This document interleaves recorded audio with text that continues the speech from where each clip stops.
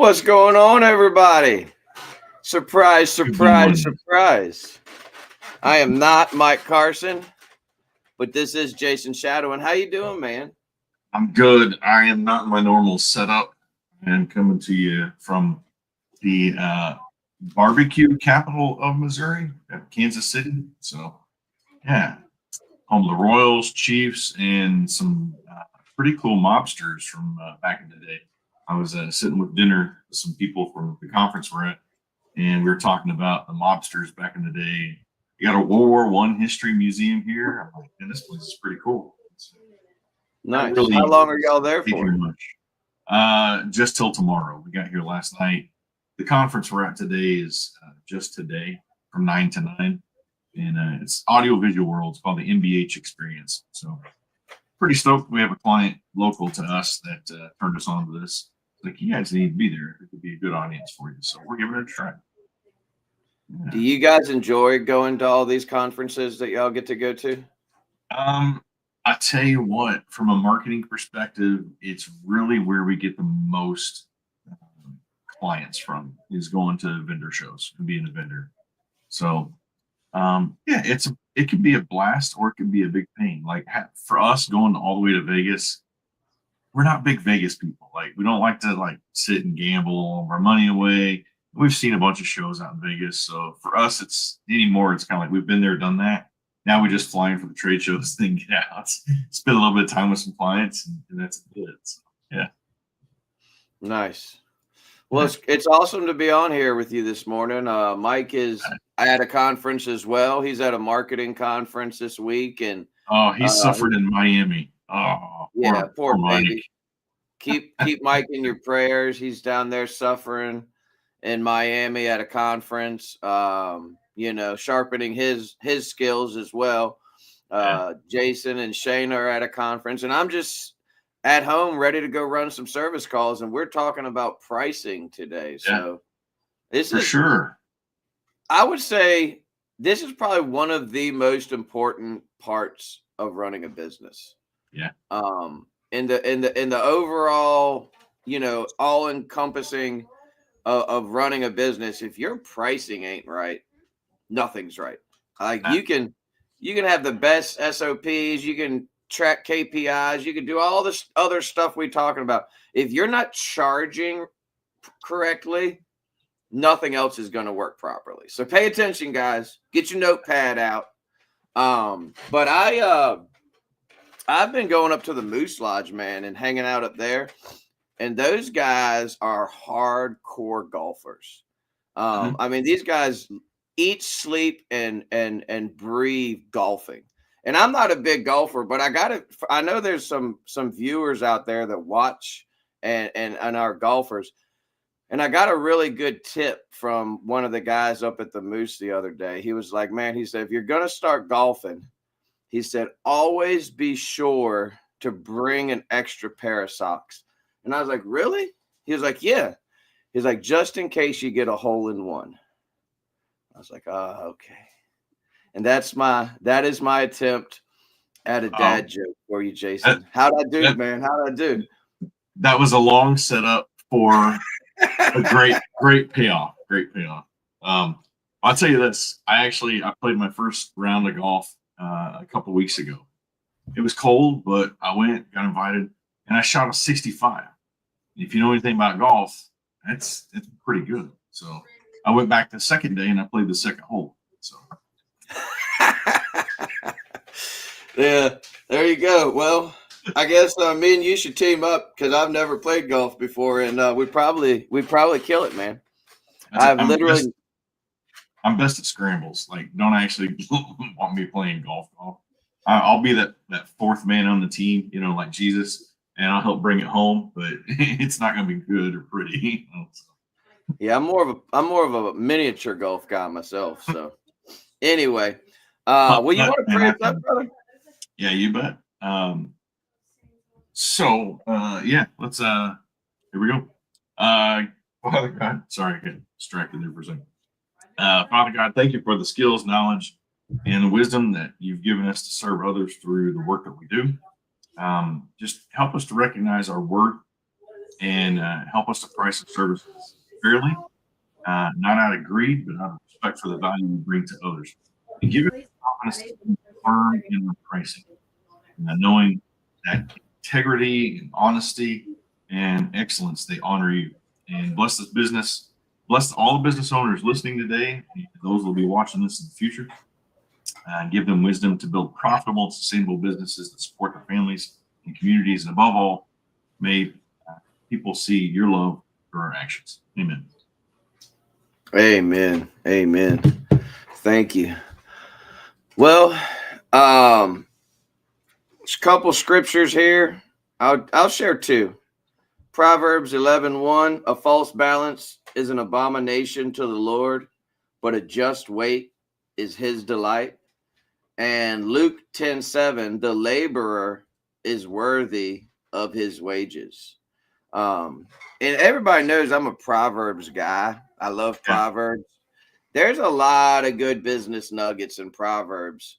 And Proverbs 11:1 is one that constantly reminds me, while we're talking about pricing, it is of the utmost importance that you keep your integrity when doing business. It is of the utmost importance that you run your business in such a way that you're never laying your head on your pillow at night saying, man, I did that person wrong, or I did that warranty company wrong, or I did that supply house wrong. Because there's so many opportunities, and I've seen it so many times. But do right by people, charge fair, professional prices, but don't be that person that tries to get over on people. That's not what when we talk about pricing properly, we're not talking about getting over on people. We're talking about charging professional rates for professional service. First question you got to ask is, are you giving professional service? I mean, at the end of the day, that's what it's all about. But I really want to drive that home this morning. Like, do not be that guy. Do not be the guy. I personally, Jason, I can't be that guy because I wouldn't be able to sleep at night. If I constantly took advantage of my customers and took advantage of different opportunities that you have in business, I wouldn't be able to sleep at night. I just couldn't. But if you are a person that could live with that type of guilt, just don't do it, man. It's not worth it. It's not worth it. God will bless you so much if you run a legitimate, honest, professional company without having to do people dirty. I just thought I'd kick it off with that. Kick it off. There you go. How about we say hey to a few people? We got a few people jumping on this morning. Oh, yeah, we do that, don't we? Yeah. We got Mr. Parsons in the house. Howdy. Long-time faithful viewer. We got Mr. Howard in the house. Good to see you, sir. Thanks for tuning in. If you're watching and you haven't said good morning, make sure you drop a good morning in the comments because we're here. We want to recognize you. We want to say good morning. And so we appreciate you guys tuning in.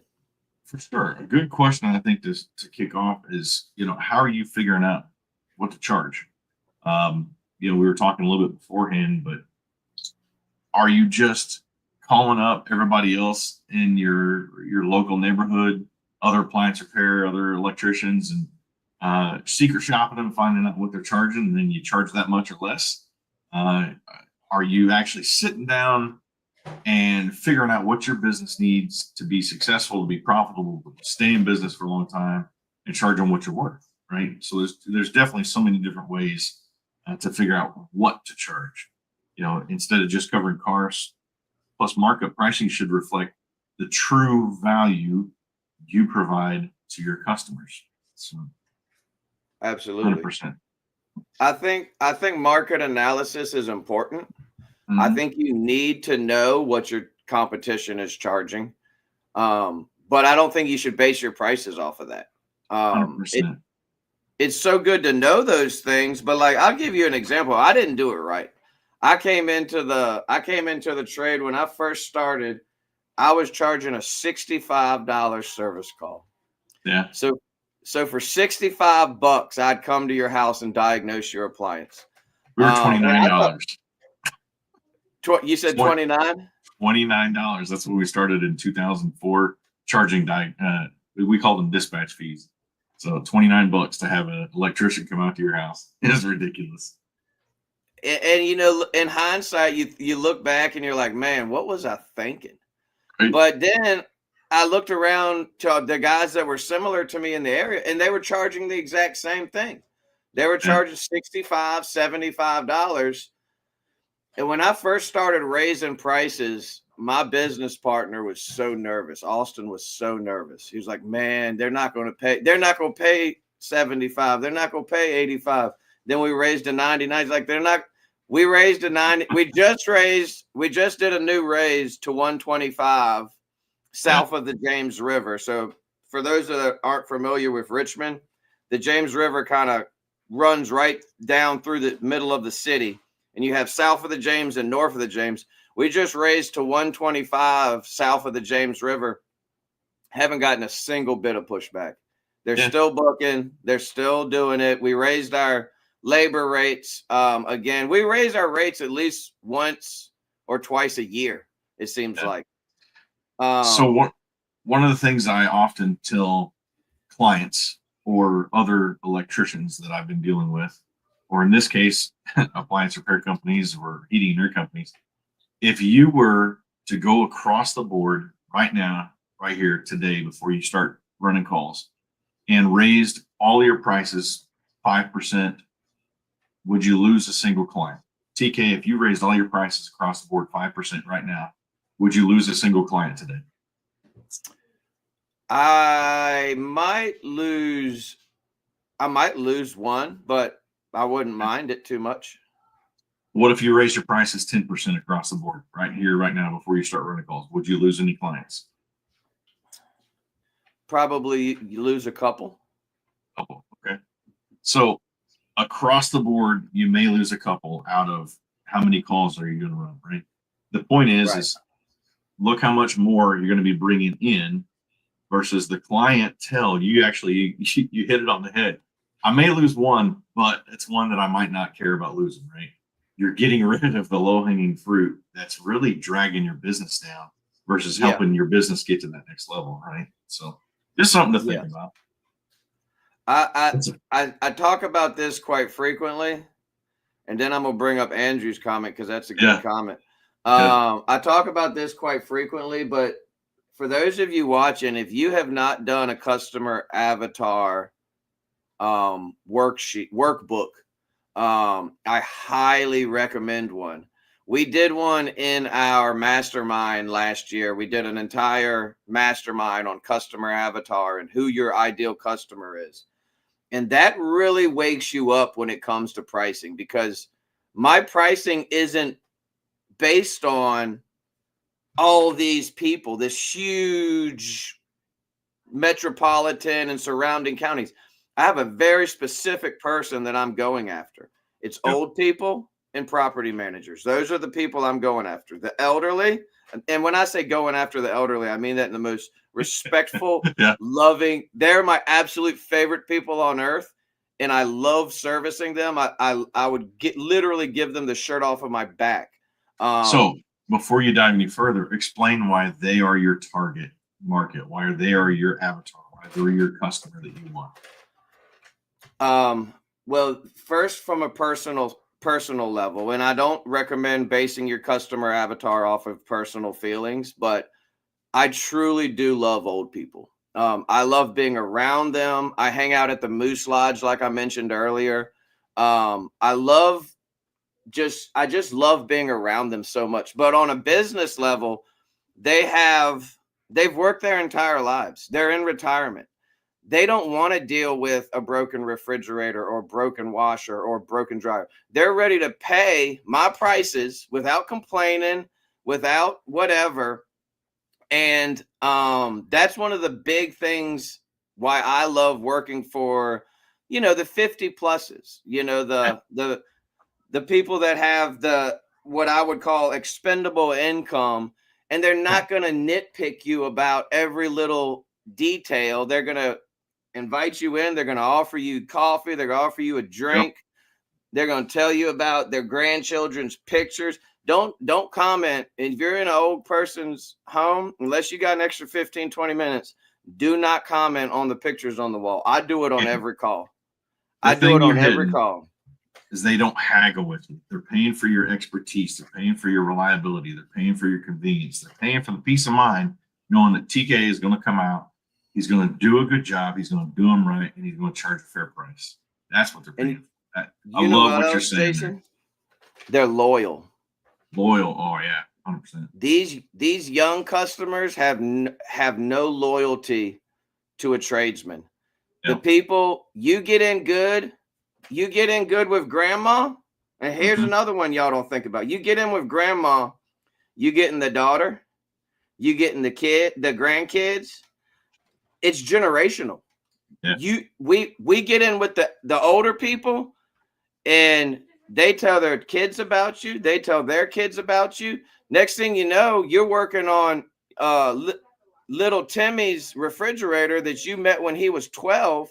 Now he's 21 years old. He's got his own place. So it's a domino effect. I got a great story on that one. It has nothing to do with service repair. But John Streeter, the very first mortgage loan that we ever got was with John Streeter 26 years ago when he was at a bank. Austin, fast forward 26 years later, Austin, our oldest son, just bought his first house. Guess who the banker he used was? John Streeter. John Streeter is a totally different bank, but I'm sitting here thinking what you just said is 100% the truth. That's pretty awesome. Yeah. We want to touch on this one. Andrew said I could lower prices and lose clients. The market is insane. So my answer to that is, what makes your business stand out, Andrew? Base your prices off of what makes your business stand out from everybody else, right? You got skilled technicians, you got faster response times, you got the best customer service, you got quit competing on pricing and start competing on what your business offers that is way better than your client or than your competitors. So push your company's strengths out there in the marketing and define your unique competitive advantage over all the other guys in your area. That's one thing I comes to mind on that. Absolutely. Dan said, morning, brothers. Great subject. You're right, TK. Know your customers. Yeah. Andrew in his area is getting the boomers, as they call them, are the hardest because they argue prices. I don't get that here. The people in my area, and it totally might be an area thing. I don't know Andrew's service area, but in my area, we don't get that at all. They're not haggling over prices. They pay happily and they stay loyal. And it's one of the reasons that I love working for the people I do. And the other half of that thing, Jason, that I was speaking to is the property managers. You know, half of my customer avatar is the elderly. The other half is property managers. And you want to talk about an awesome niche to get into as far as pricing goes. They're spending other people's money. They're not even spending their own money. You go to the house, you're not dealing with the customer, you're dealing with the tenant. You send over the bill, that person who's receiving that bill, it's not their money. They're spending the homeowner's money who they're managing that property for. They're people's problems. If I had one little nugget to give you guys is if you're not doing property management work in your area and you feel that it's something you could be doing, seek it out and start doing it because it is a game changer. But TK, how do you come up with your prices? I get that question a lot. Like, we started talking about this beforehand. You got the Blue Book out there. In the electrical world, there's the new flat rate. There's all these different companies out there. Here's the cat's meow in your hand, already done for you. Just give me your hourly pricing, and I'll put it in there, and then you've got all this. For me, I preach creating your own. I have an Excel spreadsheet that I started with a long time ago, and I made my own stuff. I made my own pricing. And the reason being is because I had a hard time with some of these price books out there, and then especially getting to the wording of certain ones. So one that we was with, we spent a ton of money on. They tried to trick the customer with funky wording, right? Like a ceiling fan. I was doing some work with the customer one time, and I forgot what the word was. I mean, it was just so stupid. It was power distribution, something or other for a ceiling fan. I don't remember what the word was. It was bad. And the customer just kept tripping over that. And he's like, I don't know what the heck you're talking about. What needs fixed? And I said, well, your ceiling fan. He goes, why the heck don't you just say ceiling fan? I'm like, and that's when it hit me. Don't try to trip the customers up with fancy words.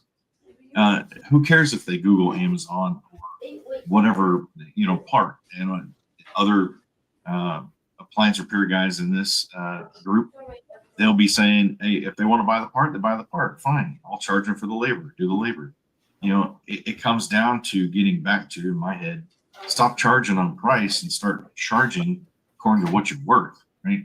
Yeah. So what about you, TK? When it comes to price books, have you figured out what to charge? I'm exactly the same way. I'm a keep it simple, stupid guy. They have the blue book. They have all these flat rate pricing guides and different things like that. Make a spreadsheet. Make a spreadsheet with 3 to 4 tiers. You decide how many tiers you want to do your pricing. I'm a 4-tier guy. I was talking about what Daniel says here, because that's exactly what it was. Air distribution system was a ceiling fan in this book. I'm saying air distribution system. Just call it a ceiling fan. It is what it is. Call it a ceiling. Your ceiling fan needs replaced. Yeah, exactly. And I'm with you on that. Like, just tell them what you did. It's not that complicated. But I'm 100% flat rate. I don't need the blue book. I don't need any software to tell me how much to charge. I look at my cost of doing business. I look at how much I want to make, and I price my jobs accordingly. And all you have to do, if you're racking your brain on this, create a spreadsheet. We have one over at servicealliancegroup.com. If you're an all access member, you have access to it. Mm-hmm. Go in there, take the template, create it, make it your own. I suggest 3 to 4 tiers. So your tier 1 is the most basic, simple service call plus labor. I'm talking the child lock was on. The child lock was on the dishwasher and you turned it off for them, and you might charge $125 or something like that. Or heck, you might just charge $99. And then go up from there. So like our tier 2 is $250. So service call $99, $150 labor, or in certain areas it's service call $125 labor, $250, and that's your basic simple repairs. Not anything crazy. And then it just goes up from there with obviously sealed systems and things like that. We're not doing sealed systems anymore, but we got out of the warranty game altogether. But it's not that complicated. I mean, it's pretty simple. Yeah. Figure out what you need to charge it. It really can be that simple. And when you have a CRM that you can input all that stuff into and it helps you create it, I mean, that's just another benefit. But yeah, spreadsheets. I've saved so many people thousands upon thousands of dollars by just simply saying, create a spreadsheet, or here's mine in the electrical world. Take it, use it, and create your own with it. It's just, yeah. I don't know. We have literally spent the first flat rate system we purchased in, I don't know, it was 04 or 06. It was like $3,700. And I thought, man, this is freaking expensive. And it was a software you downloaded on your computer, and it helped you create your pricing. And I just remember thinking, oh, this thing is the cat's meow. And then like a year later, I'm not even using the stupid thing because it was so clunky. It wouldn't update itself. Well, then we spent almost 10 grand on the next thing. I'm not going to say what it was, next best thing. And the training and everything went along. And it came down to the wording was just tripping up customers. I'm like, man, I wish I'd get my money back. So when I literally say I've spent thousands of dollars on pricing books and strategies and all this crap, I'm telling you, the simplest and least expensive one is a stinking spreadsheet and creating your own. 1,000 times over. Do it again. I've been nerding out with the chat GPTs lately. Yeah. And I created my own GPT, and it's called the Richmond Appliance Guys Flat Rate Labor GPT. Gotcha. And I went in there and I trained it with each, I took my spreadsheet, I uploaded the spreadsheet to the GPT, so it already knows all my stuff, and it's not perfect. I'm still working out. What'd you call it again? The Richmond Appliance Guys Flat Rate Labor GPT. But the goal with it, and I'm not a tech savvy, I'm not a computer guy. So I'm probably gonna have to. I think, didn't I send it to you and Mike? I don't know. I'm looking at the initials like Rag Fertile. Oh yeah, that doesn't do a good acronym. Richmond's Appliance Guys Flat Rate Labor GB. I'm trying. Jenny's thinking, oh gosh, let's create a simple acronym for this. Yeah, I wasn't thinking acronyms when I created it. But just punching all that stuff in there. But let's switch gears for a second, because I know you got to hop off soon, and I want to drive this home. Is the value there? Before you even think about how much you're charging, is the value there? If you're going in there and shotgunning and just trying to get it done as fast as you can so you can get to the next call, I can tell you right now the value isn't there. Yeah. I tell every single customer. I had a customer call me the other day. She had an LG electric range with the touchpad burners. Dumbest design ever made. Why would you put a touchpad to control your burners? We've been using switches for 60 years, LG. We don't need touchpad burners. But her touchpad is no longer working. And she basically called just to ask, like, is it worth it to have you guys come out and look at it? And I tell every customer that asks this, we tell them the same thing. You will get education every time. Even if I fix your appliance and it's fixed, you're going to get $99 worth of education, because I'm going to come into your house. I'm going to educate you about proper maintenance. I'm going to educate you about proper usage. I'm going to educate you about proper cleaning and maintaining your appliance. I'm going to give you all this free information, which isn't technically free.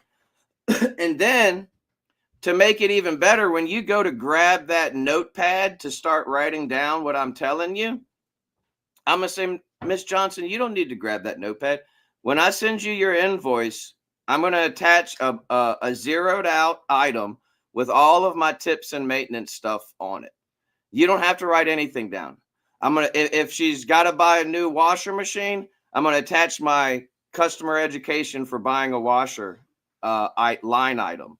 These are the type of little things that add value. When you walk in and you look professional and you lay down a tool mat on their counter and it says Richmond Appliance Guys with a nice logo on the top and it looks professional, then you lay a blanket out and you're respectful of their place. It's just giving them that white glove service, as my boy Lamar always calls it.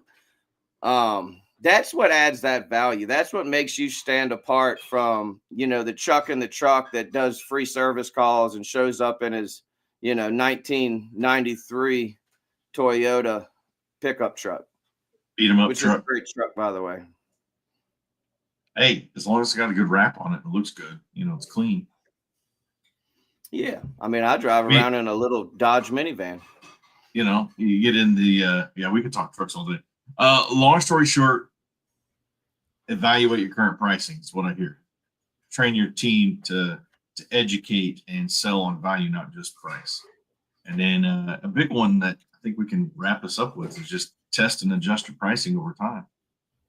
Don't be afraid to test a higher price with premium services, right? You're worth it. That's what it comes down to. If you don't think you're worth it, why are you not worth it? Let's fix that problem. Yeah. Let's fix that problem. Why can't you charge the prices you should be charging? If that's the question in your head, if you're thinking, man, there's no way someone's going to pay me $125 just to come out to their house? Well, That's ask the yourself first problem why. to fix. Yeah. That's the first problem to fix. Why aren't you worth $125? If you're not giving $99 worth of customer education to every customer, I can see why you're not worth it. If you're not giving that white glove service that sets you apart from your competition, and communicating well, and all these things we talk about week in and week out, well, yeah, you're not worth it. You need to fix your foundation of your company and the things that you're doing. But if you've already got that, like I'll use Andrew as a example, because I've spoken to Andrew enough, and I know that he runs a top-notch company. He's able to charge professional prices because he's a professional business owner doing professional work. Guys like Dr. Dan, he's a professional. He's got years and years and years in this business out there doing professional work. So as part of elevating the industry, your part of elevating the industry is stepping your game up and evaluating. When was the last time you did a SWOT analysis on your business? When was the last time you looked at the strengths of your business, the weakness of your business, the opportunities that might be there that you're not taking, and then the threats to your business? You need to be doing them at least twice a year. And if you're not, start doing them. I went off on a tangent. I'm sorry, Jason. Preach, preacher, preach. Good stuff. Good stuff. I think we could do like a part 2 to this thing. I mean, so much meat here when it comes to pricing. Yeah. I tell you. Well, hey, I don't have a guest for Friday. So. Friday I'll be on my way to Florida. So yeah, probably not going to be a good one. Austin's having his wedding ceremony on the beach Saturday night, so we're driving down to Florida. Yeah, fun stuff. Congratulations. Right. Yeah, one in the books, and we got another one in May. My youngest son's getting married in May. So, beautiful fun stuff. Beautiful. Man, it's been a blast, and for everybody out there, be sure to pay the fee, which is simply put, it's free to pay the fee. Simply put, like, share, subscribe to Service Alliance Group, My Office Help, TK's Business, Richmond Appliance guys. Yeah, that's an easy way to help us out for sure. You got a mastermind coming up, it looks like. We do have a mastermind coming up March 15th, Digital Marketing Budget Masterclass. And none other than Mike Carson himself is going to be heading that up. So if you're not a all access member and you're not getting in on these masterminds, I highly recommend getting over there. Use Appliance Alliance, all caps, Appliance Alliance, all caps, for 20% off your membership, and get into these masterminds so that you can start stepping your game up. Thank you for having me on, man. I appreciate it. It was fun. I was a little nervous just because it's a different setting, not because of you. I like you just fine, but it's just a different setting. And I was a little bit nervous for some reason this morning. You know, your dad joke was good. So that's all that matters. You brought your A game. Yes. Well, I appreciate you, brother. You guys have a great day. Jason will see you next week, and I will catch you on Friday. Peace. Have a good one.